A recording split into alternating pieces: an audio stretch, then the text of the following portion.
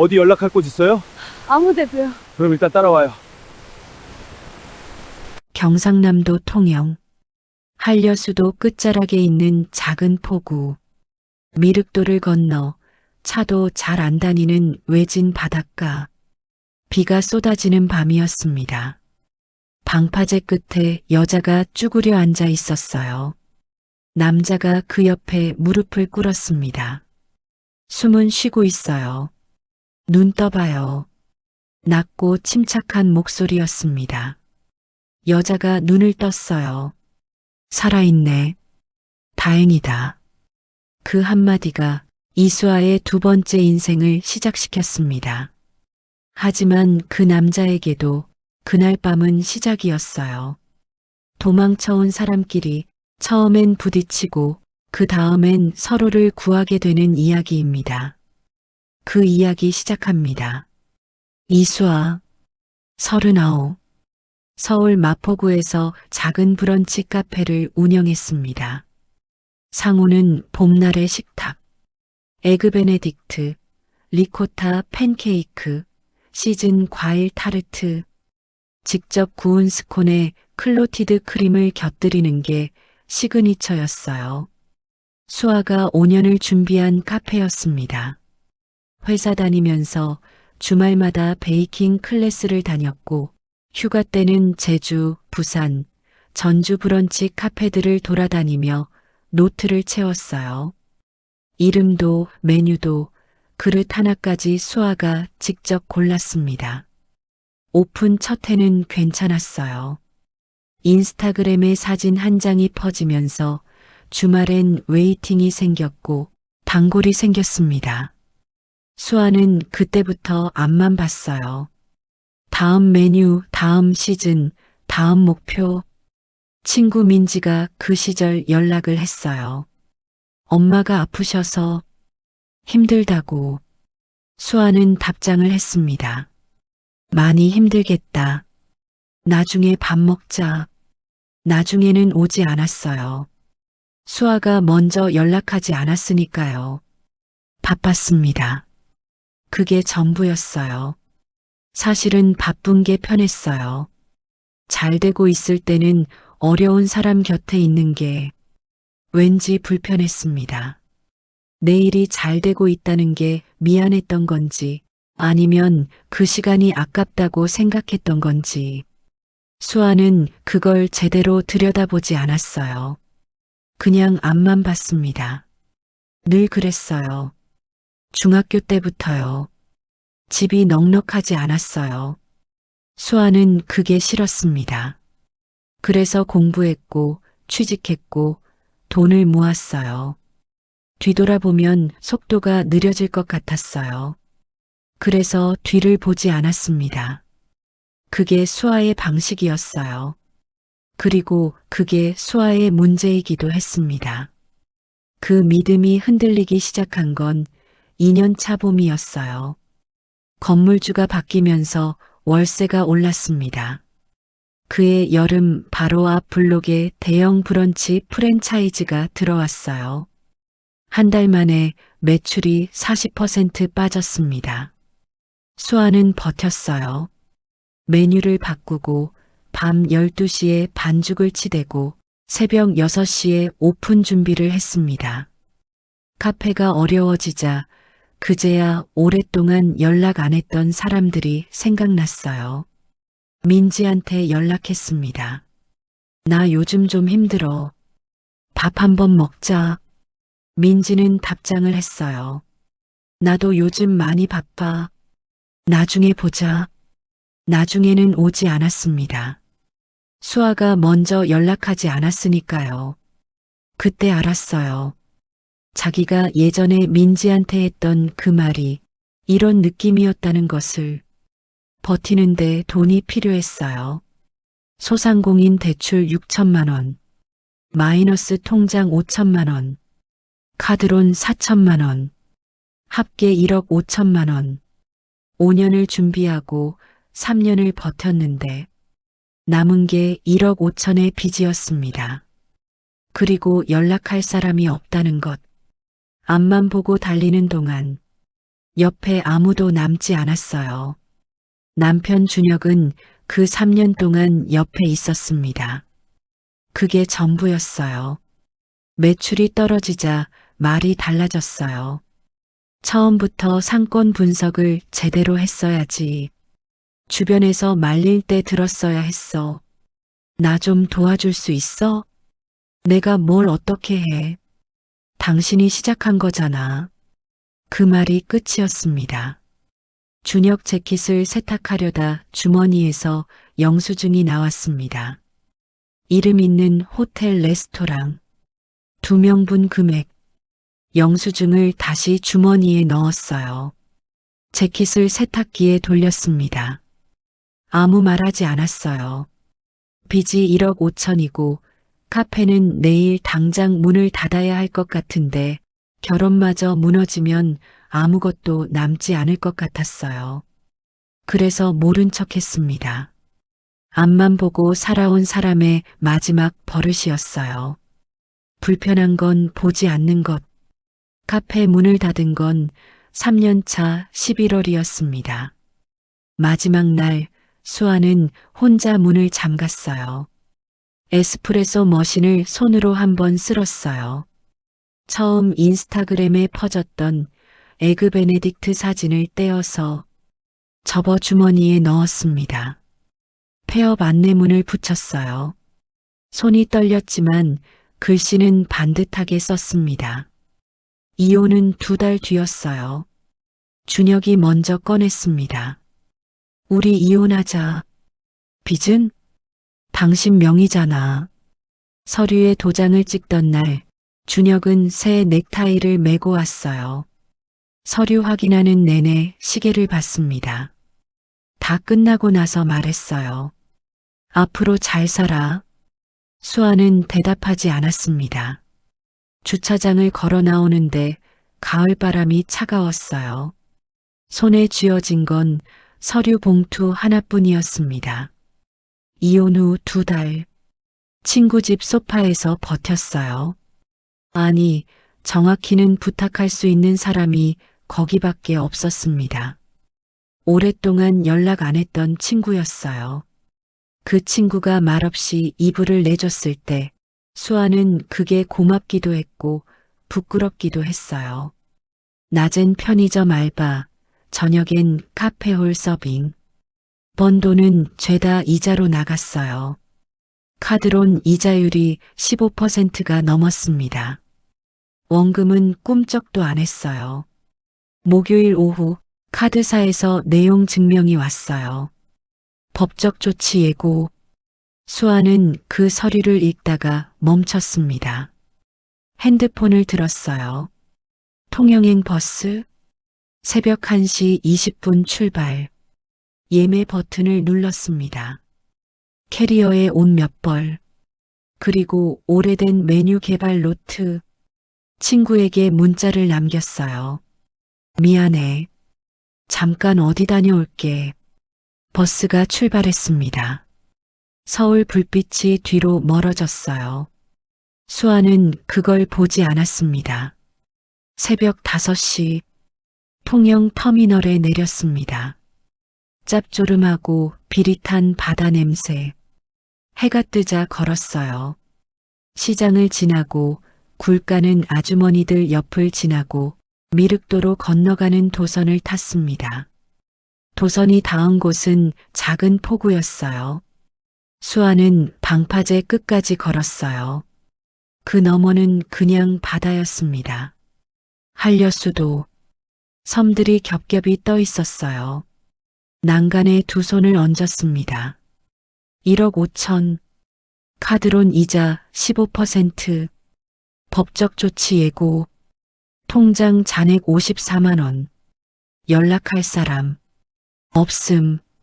그냥 다 사라졌으면 했어요. 빚도, 준혁도, 폐업한 카페도, 앞만 보고 달려온 지난 시간도, 자기 자신까지도. 갑자기 바람이 확 세졌습니다. 빗방울이 굵어지더니 순식간에 쏟아졌어요. 파도가 방파제 위까지 물을 튀겼습니다. 발이 미끄러졌어요. 난간을 놓쳤습니다. 그대로 바다로 떨어졌어요. 물은 차가웠습니다. 위가 어딘지 아래가 어딘지 알 수 없었어요. 이대로 끝나는 건가? 그 생각이 스치는 순간 무언가가 몸을 확 잡아당겼습니다. 정신이 돌아왔을 때는 방파제 위였어요. 남자가 옆에 무릎을 꿇고 있었습니다. 숨은 쉬고 있어요. 눈 떠봐요. 수아는 눈을 떴어요. 40대 초반으로 보이는 남자. 눈빛이 날카롭지 않았습니다. 그냥 걱정하고 있었어요. 살아있네. 다행이다. 남자가 담요를 꺼내 수아에게 덮어줬어요. 방파제 끝에서 뭐 했어요? 수아는 대답을 못했습니다. 남자는 더 묻지 않았어요. 어디 연락할 곳 있어요? 아무 데도요. 그럼 일단 따라와요. 왜요? 밥은 먹어야 할 거 아니에요. 그 남자는 강준서였습니다. 42. 3년 전까지 서울 대형 병원 흉부외과 전문의였어요. 근데 준서가 통영에 내려온 건 지쳐서가 아니었습니다. 3년 전 겨울 응급실 6살 아이가 들어왔어요. 교통사고였습니다. 준서가 수술을 맡았고 모든 처치를 다 했어요. 하지만 아이는 살리지 못했습니다. 나중에 알고 보니 수술 전 처치 과정에서 다른 의사가 치명적인 실수를 했어요. 그 의사는 병원 부원장이었습니다. 준서는 그걸 알았어요. 하지만 아무 말도 하지 않았어요. 병원을 나왔습니다. 사직서를 냈어요. 그게 전부였습니다. 아이 부모는 끝내 진실을 몰랐어요. 준서는 그 사실을 가슴에 묻고 통영 미륵도 끝자락에 처박혔습니다. 도망이었어요. 겁이 났기 때문이었습니다. 준서의 집은 포구에서 걸어서 5분 거리였어요. 낮은 돌담이 둘러쳐진 단층 집. 씻고 나와요. 수건은 선반에 있어요. 뜨거운 물을 틀었습니다. 온몸이 데워지면서 떨림이 멈췄어요. 씻고 나오니 준서가 밥을 차려놓고 있었어요. 흰쌀밥에 된장찌개, 멸치볶음, 계란말이. 이름도 안 물어봤습니다. 어디서 왔냐고도 안 했어요. 그냥 밥 먹으라는 거였습니다. 수아는 그 밥상 앞에서 눈물이 날 뻔했어요. 참았습니다. 된장찌개가 짭짤하고 따뜻했어요. 한 숟가락을 떴는데 넘어가질 않을 것 같았는데 넘어갔습니다. 오랜만에 밥 한 공기를 다 비웠어요. 이튿날 아침 수아는 짐을 챙겼습니다. 밥은 먹고 가요. 수아는 캐리어를 내려놓았어요. 어디로 갈 거예요? 아직 모르겠어요. 마을회관 진료 보는 날인데 접수 도와줄 사람이 없어요. 할게요. 그렇게 하루가 또 지나갔어요. 그 하루가 이틀이 되고 사흘이 됐습니다. 수아는 아직 거기 있었어요. 준서는 말이 없었어요. 밥은 차려줬지만 대화를 먼저 거는 법이 없었습니다. 어느 날 저녁 수아가 말했어요. 준서 씨, 저 여기 있는 게 불편해요? 왜요? 말을 너무 안 해서요. 원래 말이 없어요. 그게 다예요? 준서가 다시 책으로 시선을 돌렸어요. 그게 다예요. 수아는 그 대답이 마음에 걸렸습니다. 뭔가가 더 있는 것 같았는데 파고들 수 없었어요. 자기도 남한테 파고 들어오는 걸 싫어하는 사람이었으니까요. 어느 날 오후였습니다. 진료를 마친 어르신 한 분이 천천히 일어서다가 비틀했어요. 준서가 재빨리 팔을 잡았습니다. 천천히요. 어르신이 준서 팔을 붙잡고 일어서셨어요. 고마워요, 선생. 준서가 어르신 걸음 속도에 맞춰 문까지 함께 걸었어요. 아무 말 없이 그냥 옆에서 같은 속도로. 수아는 그 뒷모습을 봤습니다. 아무 생각 없이 봤어요. 그러다 자기도 모르게 시선이 멈췄습니다. 준서가 문 앞에서 어르신을 배웅하고 돌아설 때 수아는 얼른 다른 데를 봤어요. 이상하게 심장이 한번 내려앉았습니다. 별것도 아닌 장면이었는데 그냥 어르신 옆에서 천천히 걸었을 뿐인데 수아는 그게 왜 그렇게 눈에 들어왔는지 그날은 몰랐습니다. 어느 밤 수아는 가방에서 노트를 꺼냈습니다. 에그 베네딕트 홀랜다이즈 소스 비율, 리코타 팬케이크 반죽 레시피, 스콘 굽는 온도와 시간, 여백에 갈겨 쓴 메모들이 있었어요. 통영 도다리로 브런치 플레이팅 조사해보기, 멸치 육수 베이스 크림 수프 가능할까? 굴 들어간 에그 베네딕트. 한 번쯤 해보고 싶다. 준서가 그 노트를 봤어요. 전부 해봤어요? 절반도 못 해봤어요. 문 닫기 바빠서. 여기서 해보면 어때요? 진료날 어르신들 기다리시는 동안 뭐라도 드리면 좋겠다 싶었는데 나는 음식을 못해서 제대로 된 주방도 없는데 있는 것 가지고 하면 되죠. 그 말이 수아를 움직였습니다. 다음 진료날 새벽 수아는 준서 부엌에 서 있었습니다. 통영시장에서 사온 봄 도다리, 실파, 통영 멸치, 멸치로 국물을 냈어요. 육수로 크림 수프 베이스를 만들었습니다.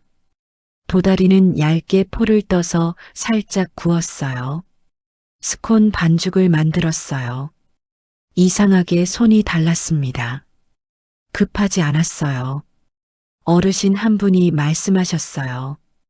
이거 뭔데 이렇게 맛있어? 생선 들어간 거야? 통영 멸치랑 도다리요. 우리 바다 거네. 그 말에 수아는 한동안 아무 말 못했어요. 준서가 옆에 섰습니다. 어땠어요? 오늘은 그분이 다 드셨는지만 봤어요. 그게 원래 이유 아니었을까요? 수아가 준서를 봤습니다. 뭐가요? 카페 하고 싶었던 이유. 수아는 그 말을 듣고 한동안 아무 말 안 했어요. 맞았습니다. 맞는데 그걸 이 사람한테 듣는 게 이상하게 뜨거웠어요. 그 뒤로 진료날마다 작은 밥상이 차려졌어요. 소문이 퍼졌고 외지에서 찾아오는 사람도 생겼습니다. 어느 날 수아는 음식 사진을 찍었습니다. 통영 굴 에그 베네딕트 인스타그램에 올렸어요. 반응이 왔습니다. 주말에 외지 손님 3팀이 찾아왔어요. 수아는 기뻤어요. 오랜만에 느끼는 감각이었어요. 그날 저녁이었습니다. 준서가 말했어요. SNS에 올렸어요? 네. 반응이 좋던데요. 그거 안 했으면 해요. 수아가 멈췄습니다. 왜요? 여기는 관광지 아니에요. 수아의 눈썹이 올라갔어요. 저 그런 의도로 한 거 아니에요. 결과가 그렇게 된다는 거예요. 수아가 앞치마를 내려놓으며 돌아섰어요. 솔직히 말해줘요, 준서 씨. 뭐려? 저 여기서 뭐해요? 어르신 밥 챙겨드리는 사람? 진료실 접수 도우미? 아니면 그냥 준서 씨가 걷어준 사람? 그런 말 한 적 없어요. 근데 왜 내가 하는 걸 제지해요? 잘 되면 안 돼요? 준서의 눈빛이 흔들렸습니다. 잠깐이었지만 흔들렸어요. 그런 게 아니에요. 그럼 뭔데요? 준서가 입을 열었다가 닫았어요. 아무 말도 안 했습니다. 수아가 먼저 방으로 들어갔어요. 문을 닫았습니다. 소리는 안 났지만 그 침묵이 더 무거웠어요. 그날 밤 준서는 마당에 혼자 앉아 있었습니다. 솔직히 말하면 수아가 틀리지 않았어요. 준서가 SNS를 막으려 한 건 마을 때문이 아니었어요. 수아가 잘 되는 게 두려웠어요. 잘 되면 떠날 테니까요. 그리고 또 혼자 남을 테니까요. 통영에 내려와서 3년. 아무도 들이지 않았어요. 아무도 붙잡지 않았어요. 그게 안전하다고 생각했는데 다음 날 아침 준서가 먼저 밥상을 차렸어요. 젓가락을 드는데 준서가 먼저 말을 꺼냈습니다. 어제는 내가 잘못했어요. 수아가 준서를 봤어요. SNS 문제가 아니었어요. 그럼요. 준서가 밥그릇을 받습니다. 잘 되면 떠날 것 같아서요. 짧은 침묵이 있었어요. 그게 두려웠어요. 수아는 그 말을 듣고 한동안 아무 말 안 했습니다. 그러다 조용히 말했어요. 저도 모르겠어요. 여기서 어떻게 될지 알아요. 근데 지금은 여기 있어요. 준서가 수아를 봤습니다. 지금은요. 수아가 다시 말했어요. 준서가 고개를 끄덕였습니다. 밥을 먹었어요. 둘 다 말없이 어제보다 훨씬 편했어요. 통영에 내려온 지 2달째. 수아는 개인 회생 신청을 했습니다. 소상공인 대출 계약서, 마이너스 통장 개설 서류, 카드론 내역서 3장, 폐업 증빙 서류, 이혼 서류, 가진 재산, 없음. 항목을 하나하나 정리하면서 이상한 감정이 들었어요. 창피하거나 무섭기보다 오히려 홀가분했습니다. 법원에서 개인 회생 개시 결정이 나온 날, 수아는 준서한테 문자를 보냈어요. 됐어요. 준서에게서 답장이 왔습니다. 밥 먹었어요? 수아가 피식 웃었어요. 개인 회생 결정이 난 지 사흘 뒤였어요. 준서 집 앞에 서울 번호판 차가 서 있었습니다. 준혁이었어요. 봉투를 내밀었습니다.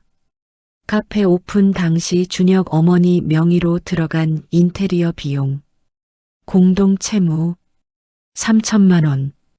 이건 이혼 합의 때 없던 얘기잖아. 변호사가 놓쳤던 거야. 지금 나한테 이러는 거야? 감정으로 하는 얘기 아니야. 법적으로 정리해야 하는 문제야. 그때 준서가 나왔어요. 장갑을 낀 채로 마당에 서 있었습니다. 준혁이 수아를 봤어요. 서울서 빚 피해서 여기까지 내려와서 이렇게 사는 거야? 그 말이 끝나기가 무섭게 준서가 한 걸음 앞으로 나섰습니다. 그 서류, 법적 근거 있으면 변호사 통해서 연락하세요. 당신이 뭔데요? 지금 이분 개인 회생 진행 중이에요. 그 사실 알고 접근한 거라면 그것도 법적으로 문제가 될 수 있습니다. 준혁의 표정이 굳었어요. 봉투를 도로 집어들었습니다. 차에 탔어요. 차가 출발했습니다. 준혁의 차가 사라지고 나서 수아는 그 자리에 주저앉았어요. 눈물이 났습니다. 소리는 안 났어요. 준서는 옆에 앉았어요. 아무 말 안 했습니다. 그냥 옆에 있었어요. 한참이 지나서 수아가 말했습니다. 고마워요. 아무것도 안 했어요. 옆에 있어줬잖아요. 준서가 잠깐 수아를 봤습니다. 수아는 고개를 숙이고 있었어요. 준서는 그 옆모습을 잠깐 봤다가 바다 쪽으로 시선을 돌렸어요. 아무 말 안 했습니다. 파도 소리가 들렸어요. 그날 밤 준서는 혼자 마당에 앉아 핸드폰을 들었어요. 저장된 번호 하나를 오래 봤습니다. 박재현. 수아한테는 준혁 앞에서 당당하게 서라고 법적으로 맞서라고 했는데 정작 자기는 3년째 그 전화를 못하고 있었습니다. 다음 날 아침이었어요. 준서가 수아한테 먼저 말을 꺼냈습니다. 밥상을 사이에 두고 앉아서요. 나 어제 수아 씨한테 당당하게 맞서라고 했잖아요. 근데 나도 못한 게 있어요. 준서가 천천히 말했습니다. 그 응급실 이야기를, 6살 아이를, 부원장의 실수를, 그리고 자기가 아무 말도 못하고 도망쳤다는 것을. 수아는 그 말을 다 들었어요. 끼어들지 않았습니다. 준서가 말을 마쳤어요. 그 아이 부모는 아직 모르고 있어요? 네. 준서 씨는 어떻게 하고 싶어요? 말해야 할 것 같아요. 이제는 무서워요? 네. 수아가 잠깐 준서를 봤어요. 저도 개인 회생 신청하기 전에 무서웠어요. 내 이름에 그게 붙는 게. 준서가 수아를 봤습니다.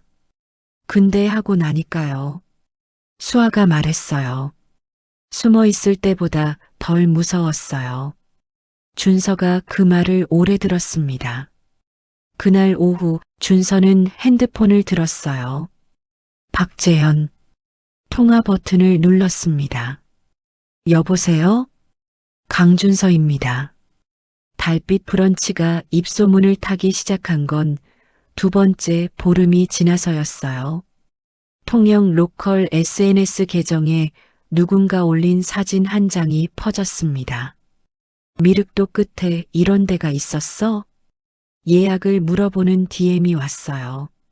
수아는 그 알림을 보면서 오랜만에 설렜습니다. 서울 카페 오픈 때 느꼈던 그 감각이랑 비슷한데 달랐어요. 그때는 숫자를 봤는데 지금은 그냥 기뻤어요. 그날 저녁이었습니다. 핸드폰에 카카오톡 알림이 떴어요. 오래된 이름이었습니다. 민지. 수아는 잠깐 화면을 봤어요. 오랫동안 연락이 없던 사람이었습니다. 통영 내려오고 나서 한 번도 연락 안 했어요. 연락할 용기가 없었어요. 수아야, 잘 지내? 어디 있어? 짧은 문자였어요. 수아는 답장을 썼습니다. 응, 통영에 있어. 너는? 답장이 바로 왔어요. 나 잘 지내. 엄마도 이제 많이 좋아지셨어. 수아가 멈췄습니다. 엄마, 손가락이 움직였어요. 엄마가 어디 안 좋으셨어? 잠깐 뜸이 있었습니다. 그러다 민지의 답장이 왔어요. 응, 그때 내가 바쁠 때 갑자기 쓰러지셔서 병원비가 급하게 필요했거든. 근데 연락이 잘 안 됐잖아. 괜찮아. 어떻게든 됐으니까. 지금은 다 지난 일이야. 수아는 그 문자를 읽고 핸드폰을 내려놓았습니다. 한동안 아무것도 안 했어요. 창밖으로 바다가 보였어요. 어두워진 한려수도, 섬들이 까만 실루엣으로 떠 있었습니다. 그때였어요. 그때 민지가 연락했던 이유가 밥 먹자는 말이 하고 싶어서가 아니었어요.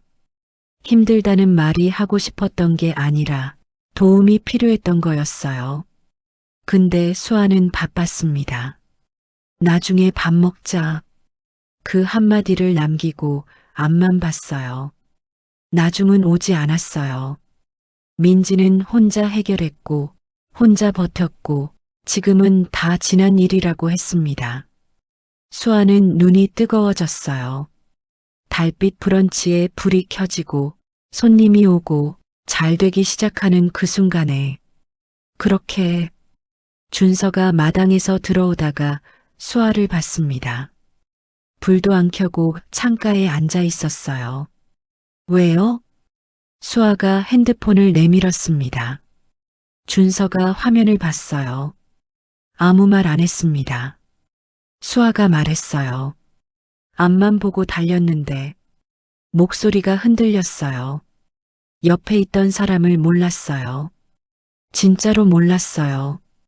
준서가 수아 옆에 앉았습니다. 지금 알았잖아요. 너무 늦었어요. 늦지 않았어요. 수아가 준서를 봤어요. 어떻게 알아요? 준서가 잠깐 생각했습니다. 민지 씨가 다 지난 일이라고 했잖아요. 그건 그냥 하는 말이에요. 아니에요. 준서가 말했습니다. 다 지난 일이라고 말할 수 있는 사람은 진짜로 넘어간 사람이에요. 붙잡고 있는 사람은 그 말 못해요. 수아는 그 말을 듣고 한동안 아무 말 안 했습니다. 그래도 연락하면 돼요. 지금 수아가 핸드폰을 봤어요. 천천히 답장을 썼습니다. 민지야, 미안해. 그때 내가 못 봤어. 나중에 꼭 보자. 이번엔 진짜로. 보내기 버튼을 눌렀어요. 잠깐 뒤 민지에게서 답장이 왔습니다. 응, 보자. 통영 가도 돼? 수아가 웃었어요. 눈물이 났는데 웃었어요. 응, 와. 밥 해줄게. 그날 밤 수아는 노트를 꺼냈습니다. 새 페이지를 폈어요. 아무것도 안 적었습니다. 그냥 오래 봤어요. 빈 페이지를요. 뭔가를 채워야 할 것 같은데 지금은 그냥 비워두는 게 맞는 것 같았어요. 처음으로 그런 생각이 들었습니다. 다 채우지 않아도 된다고. 전화를 끊고 나서 준서는 한동안 평상에 그대로 앉아 있었습니다. 수아가 옆에 와서 앉았어요. 했어요? 했어요. 어떻대요? 같이 진술하겠다고 했어요. 수아가 고개를 끄덕였습니다. 그냥 옆에 있었어요. 한참 뒤 준서가 말했어요. 수아 씨, 네, 고마워요. 저도 아무것도 안 했는데요.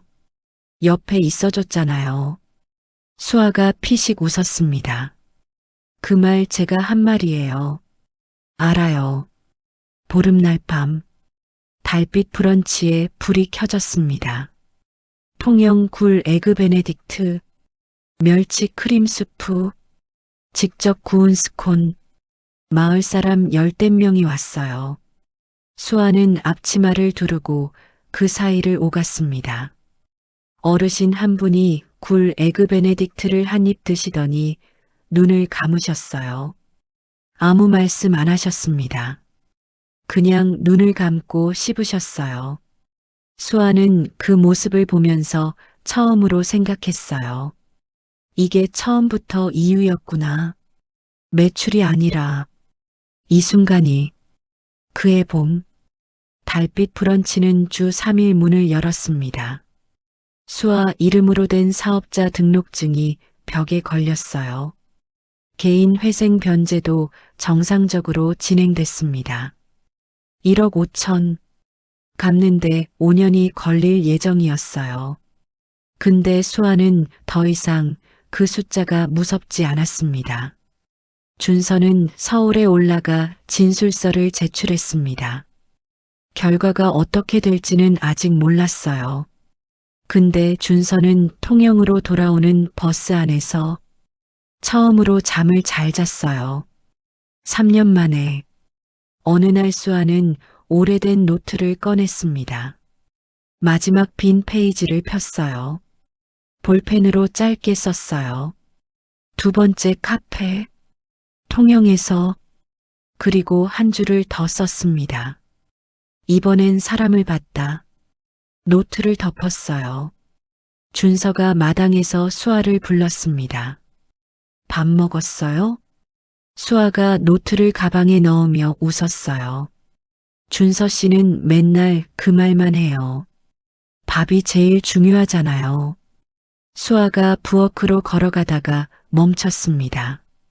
돌아보지 않고 말했어요. 준서 씨, 네. 나도 고마워요. 그냥 다요. 준서는 대답하지 않았어요. 그냥 웃었습니다. 수아는 그 웃음을 보지 못했어요. 보지 못했지만 느꼈습니다. 둘이 나란히 부엌으로 들어갔어요. 창밖으로 통영 바다가 보였습니다. 한려수도 섬들이 겹겹이 떠 있었어요. 내일은 보름날. 달빛 브런치에 불을 켤 날이었습니다. 그리고 두 사람은 그날을 기다리고 있었습니다. 앞만 보고 달린 여자가 있었습니다. 잘 될 거라 믿었고 잘 되고 있을 땐 뒤를 돌아보지 않았어요. 그러다 다 잃었을 때 처음으로 옆을 봤습니다. 숨어든 남자가 있었어요. 겁쟁이였고 말이 없었고 가까워지려 하면 밀어내는 사람이었어요. 근데 그 두 사람이 한 번 부딪히고 한 번 솔직해지고 그냥 옆에 있어줬습니다. 아무것도 안 해도 됐어요. 그냥 옆에 있는 것만으로 충분했어요. 어쩌면 우리가 가장 힘들 때 필요한 건 정답이 아니라 그냥 옆에 있어주는 사람인지도 모릅니다. 이 이야기가 마음에 닿았다면 구독과 좋아요 부탁드립니다. 어디서 보고 계신지 댓글로 남겨주시면 반갑게 인사드리겠습니다. 다음 이야기에서 또 만나요.